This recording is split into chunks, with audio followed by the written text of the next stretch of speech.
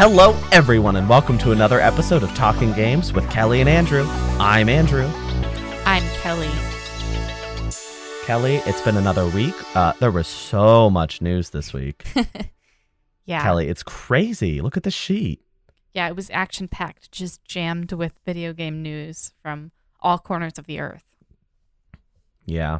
This is going to be a quick one, folks, because we had that Nintendo Direct and that PlayStation State of Play 2 weeks ago. Then we had Tokyo Game Show last week, and this week we had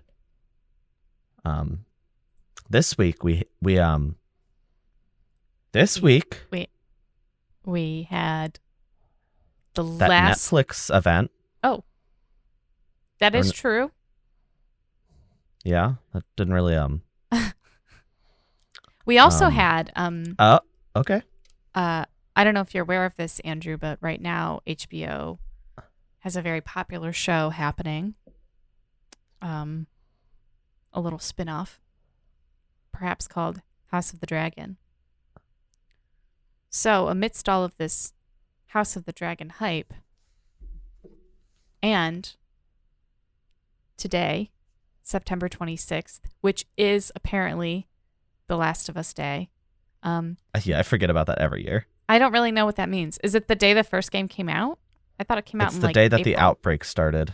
Oh, okay, that makes sense. The Well, fictional outbreak, just to be clear. right. It used to be called Outbreak Day, and they stopped calling it that in 2020. Yeah, that's probably a smart move. But amidst these two very important holidays, or amidst these two events, The Last of Us HBO show got a first full trailer today, actually, and yesterday, as of the time that the viewers or listeners will be listening. It is like a 2-minute long trailer. It's not super, they call it an official teaser because it's not super clear. I mean, There's not a whole... I was going to ask what teaser meant. Like, I think this is a long video. I think teasers are just like, there's not a lot of dialogue and there's not a lot of like big story beats. It's just something to draw you in initially, which they kind of had a teaser a few weeks ago, but that one was not as, that one was sort of wedged in between like a whole HBO thing. But this one, that's what I would have thought that be called a teaser and this be called a trailer. But I don't know, like movie PR lingo. That's a really specific thing I don't know. Yeah, but this was about like a 2-minute long teaser. Some Hank Williams was playing. We got a closer look at Joel, played by Pedro Pascal. Joseph. We got a closer look at Ellie, played by Bella Ramsey. Basically just a closer look at everybody that's going to be in the show. And then obviously people who played the game, which if you're listening, we're assuming you at least know about the game. Saw some like story beats, certain things that happened in the game that we see happening in the show. And then at the end, it just said coming in 2023 to HBO Max, which also is HBO. This is an HBO show, not an HBO Max show. I was going to say, so much HBO Max stuff got canceled last year that if this was HBO Max, I'd be shocked that we're seeing it. Well, HBO Max shows tend to have a smaller budget, whereas HBO shows are kind of the big dogs. So like House of the Dragon is an HBO show. Succession is an HBO show. If I'm not mistaken, all that scary Discovery Warner merger stuff, that was affecting HBO Max, but not HBO Standard, correct? Right. This is not a movies podcast, but still. Just because I think that is relevant to Last of Us because it's HBO, not HBO Max. Yeah, just because HBO Max did have these like Warner properties that are just now sort of being sapped. So, I thought this trailer was very promising. I think the show itself is very promising to me. I think it has a really, really strong cast and a really, really strong writing crew. The creator also wrote the miniseries Chernobyl, which is one of the most like devastating miniseries I've ever seen in my life. so much so that I had to not watch it for like a month because it upset me so deeply. So I think, tonally, I think it'll be appropriate. But yeah, I thought this teaser was very well done. I feel like it looks like they're being very loyal to the game, and the effects look very good, so to speak. That clicker looks nuts. Okay, I wasn't sure if we were like just going in and like saying it all, but yeah, I thought it looked very good. And the sounds, I mean, everything about it looks really, really good. We still don't, in my opinion, we still don't have a release day, but we do know it's coming out next year. So I'm thinking it's probably going to be next fall or next summer. Yeah. The thing about this that was weird to me is like, because we've known what Pedro Pascal was going to look like in the show for a long time, and he looks like Joel. He looks so like good. He looks so much like the character model of Joel. Yeah. And now we've seen like not everybody, but we've seen Marlene, Tess, Bill, Ellie, Ellie's friend from the DLC, who's Riley. Yeah, I thought that was interesting. I mean, it makes sense to put the DLC in here because there was very little story content, and like you could pack that into like literally a 10-minute, 15-minute flashback. It doesn't need to be 2 hours like it was in the game, because it was mostly like, because if you remember, that DLC was like half flashback, half what would you call that, like midquel, like it told you what happened at a point of the story that we had previously not known what was happening. Right. I assume they just won't show that. If they show that part, it doesn't have to like coincide with those flashbacks. Mm-hmm. Anyway, I was just surprised because everybody we saw does not look anything like their in-game counterparts, except for Joel. And like Nick Offerman looks kind of like Bill, but he just sort of looks gross and hairy. He doesn't look like Bill. But the rest of the people do not look like their characters in the game. And my brain is just like, I don't know. It's a little strange. It's fine. I'm slightly more interested now than I was before because it does look very incredibly high. Like, it looks great visually. Yeah, the production value is very high. I think that I don't mind that they don't necessarily look like their characters. I think each character is very unique except for Joel. No offense to Joel, but he's just a guy with dark hair and a beard. Yeah, it's pretty easy to imitate that. Right. So, and no offense to Pedro Pascal, because I think they're both very beautiful. The fictional Joel and the real man, Pedro Pascal. They're going to say the real man, Joel. That doesn't exist. Very pleasing to look upon with your eyeballs, but I don't know. I'll take you out of this. I'll take you out of this hole. Other things that are pleasing to look upon, we'll be looking at starting June 11th, which is the official start date of events for E3 2023.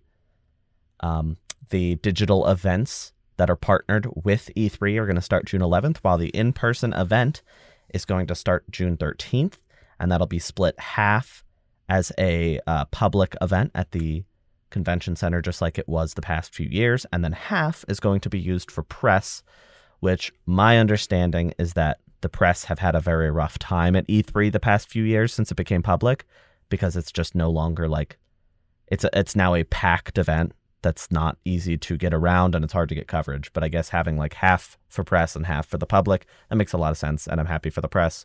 I mean, if we get an invite, we'll go.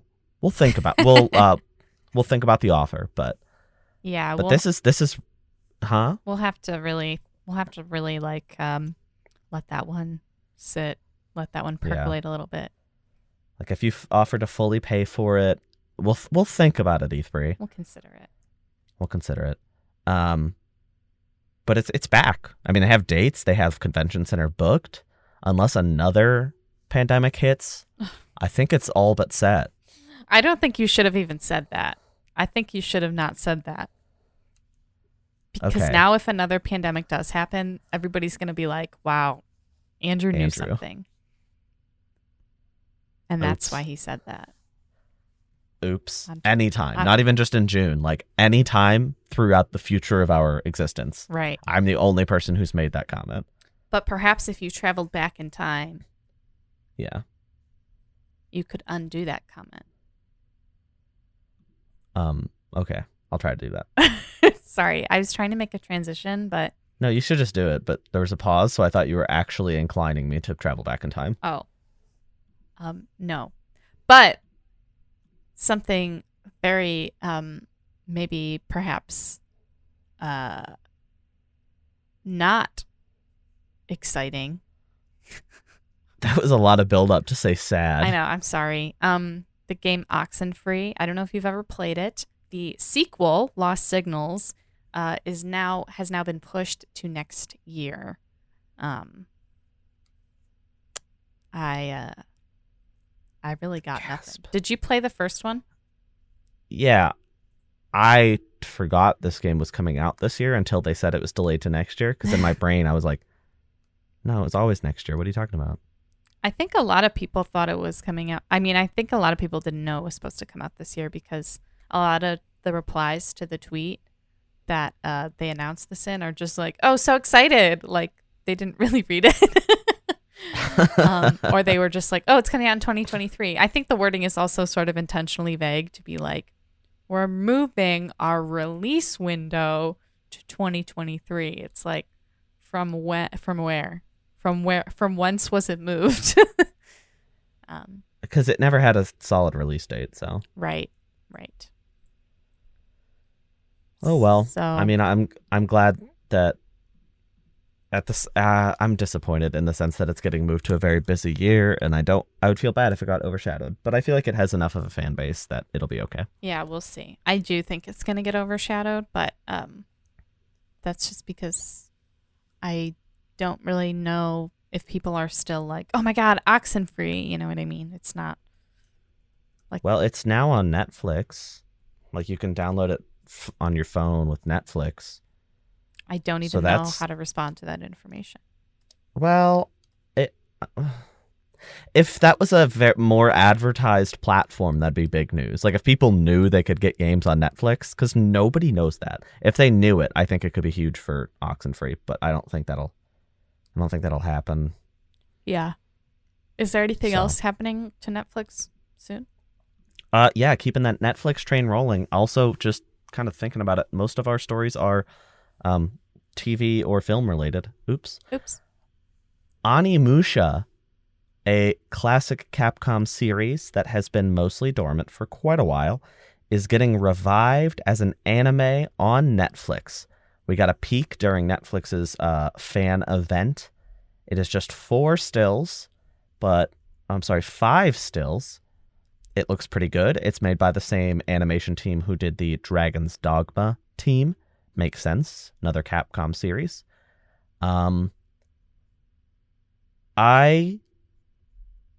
wonder if anime adaptations and like things like this are going to be the industry's new way of gauging interest for a game series rather than putting out like remasters to decide if they want more. That's what I'm starting to feel about all these adaptations we're getting, the smaller scale ones. Yeah, because I wonder if it's just like cheaper to make these than it would be to just like remake or remaster a game. I mean, I know probably. Animation is not like, I'm not saying it's cheap, but especially when you do the kind of animation that this is, which is this like 3D CGI, you're using like a computer with maybe like painted backgrounds. So it is a little bit cheaper than like animating the whole thing. Yeah. Like in a 2D way. So you're right. I wonder if this is their way of being like, is anybody interested? Anybody want any Onimusha? Is that what it's called? Yeah. I feel like Dragon's Dogma, the anime, which I've not seen, I feel like that might be part of the reason the sequel got greenlit. So part of me is like, oh no, just spend this money on like a remaster or something. But then part of me is also like, well, if this is working, go for it, you know? I'm excited for Dragon's Dogma fans to be getting a sequel, so. Yeah. And if that anime had any hand in it, cool. Well, I'm a Dragon's Dogma fan, and I didn't watch the anime, so. Where's my cookie? Where is she? Oh, I don't know. She's probably sleeping somewhere. Wait, are we talking about your cat or the pastry My cat. baked good? Well, when you said she, I assumed you were talking about my cat. Right. Were you talking about your cat, or were you talking about like a baked good? I was talking about my cat. Okay. I don't feel emotionally attached to baked goods because I eat them. Okay. What does this have to do with Onimusha? Nothing. You know who likes to eat baked goods baked by a princess? Cakes? Cakes, perhaps baked by Princess Peach? It's Mario. The Mario Smooth. movie will be getting a trailer, which will premiere at New York Comic Con, which is next week, October 6th at 4 p.m. Eastern Standard Time. We will finally, well, this isn't guaranteed, but perhaps we will finally hear the most beautiful, the most amazing Mario voice. Sorry, Charles Martinet. It's not about you anymore. It's all about Christopher Pratt. I prefer rat. That's funny. Chris Pratt. He is going to be obviously the voice of our Mario, as we know. And this trailer is happening next week. So It says teaser trailer. We're back to this discussion. What does that mean? Is it going to be like a 30-second thing, or is it going to be like a 2-minute trailer? I don't really know. I mean, I guess we'll find out. Teaser doesn't really mean anything anymore, I don't think, as we sort of have established at the beginning. Because I feel like full trailers, especially in movies, I feel like full trailer implies like it's basically going to tell you the whole plot. Yeah. I don't even know, man. I really don't know. You're not excited? I hope that we hear Christopher, so that I can be cynical and judgmental. Yeah. I hope we hear everything. I hope it's terrible. But I don't know.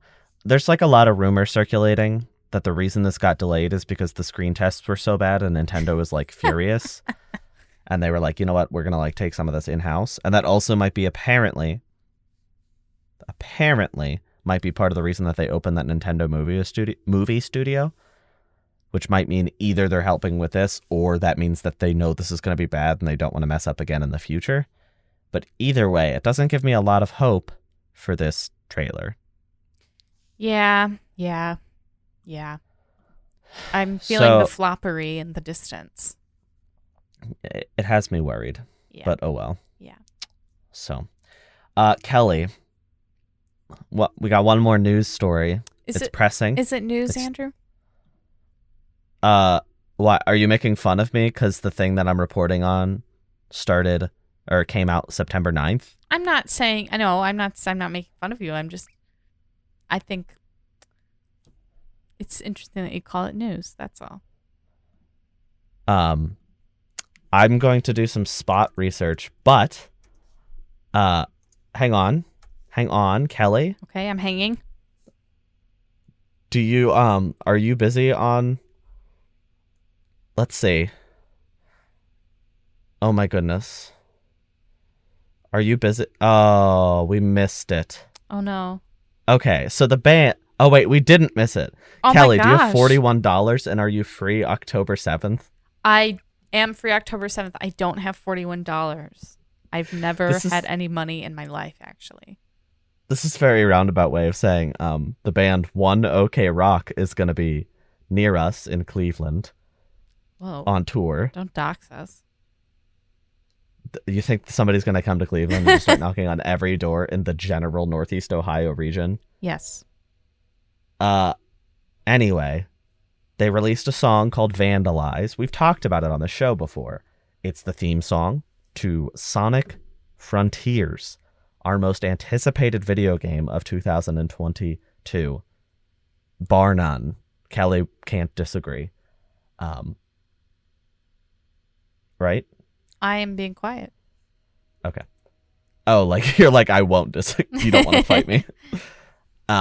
So the other day, this is a story more than news. The other day, I was on youtube.com on my television, and they have the recommendations, And I was like, I have to put away some dishes. And this song was recommended.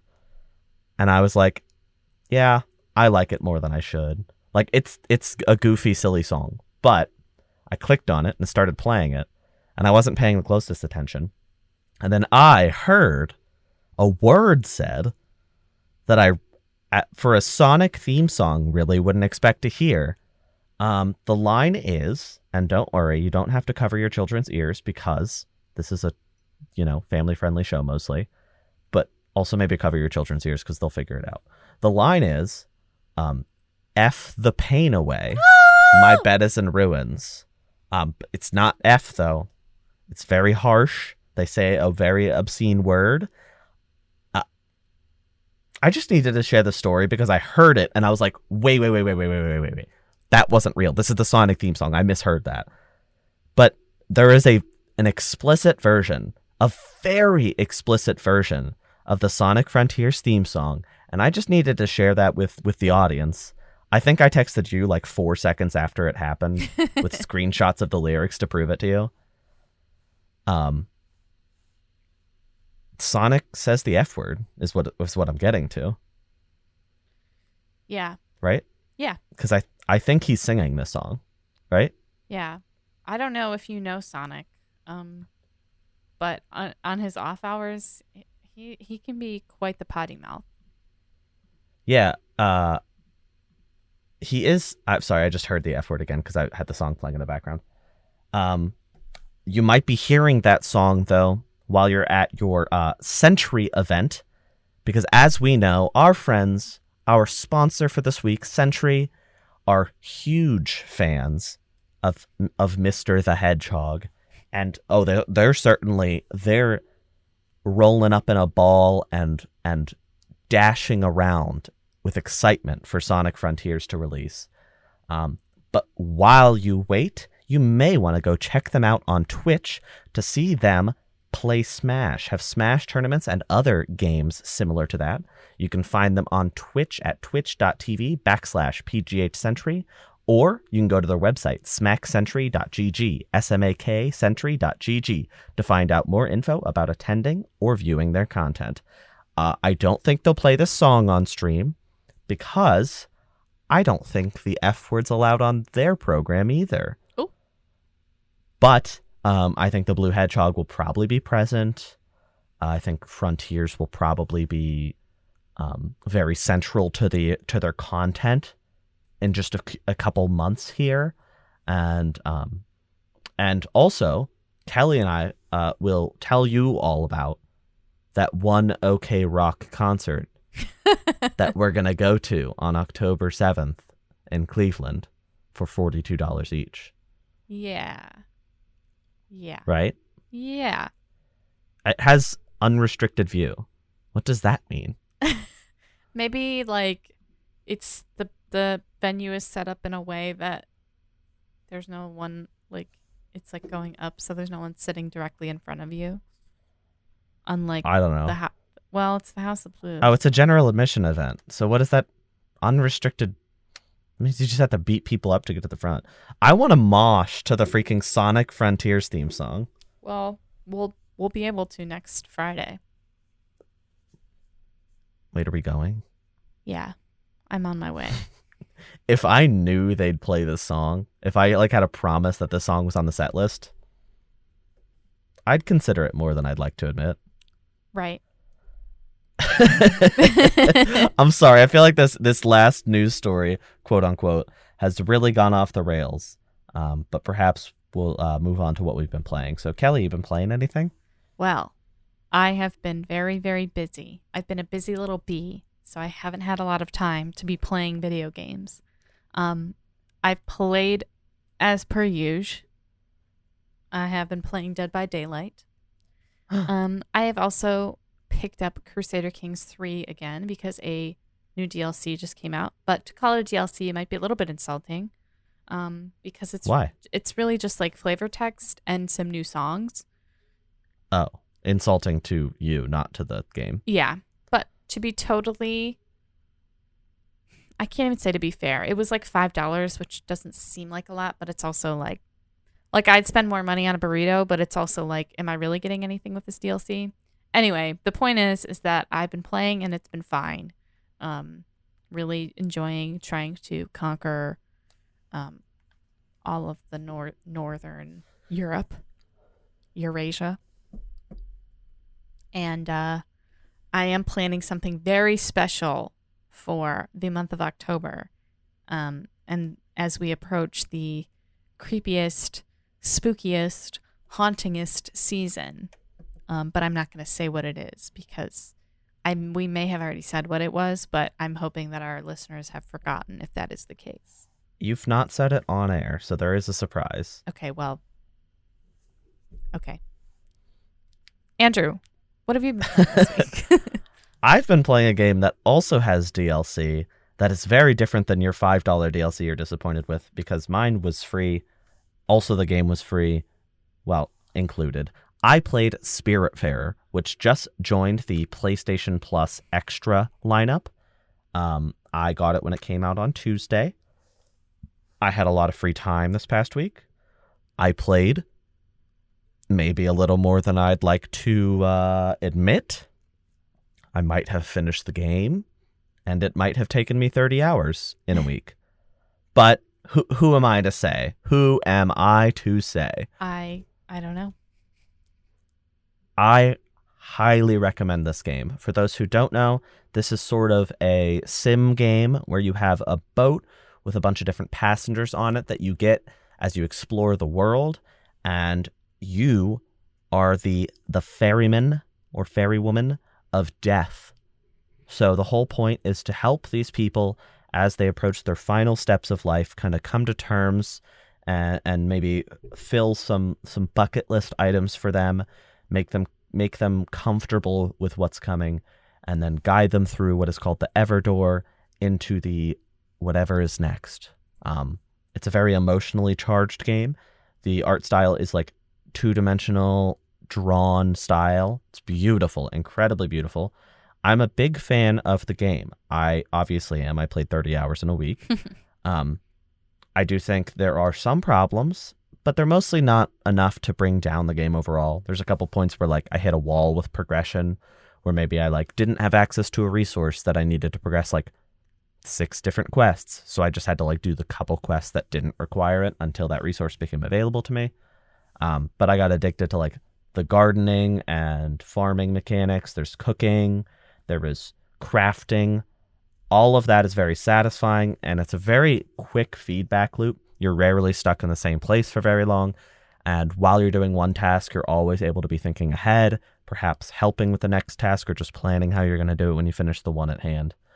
The gameplay is very satisfying. It starts a little slow. You get more movement mechanics as the game goes on. The best movement mechanic, which I won't spoil, but it improves the game a lot, but sadly you don't get it until like 2/3 of the way through the game, and that's one thing I kind of wish they would change. If you got that way earlier, it'd be a much more streamlined experience as far as moment-to-moment movement goes.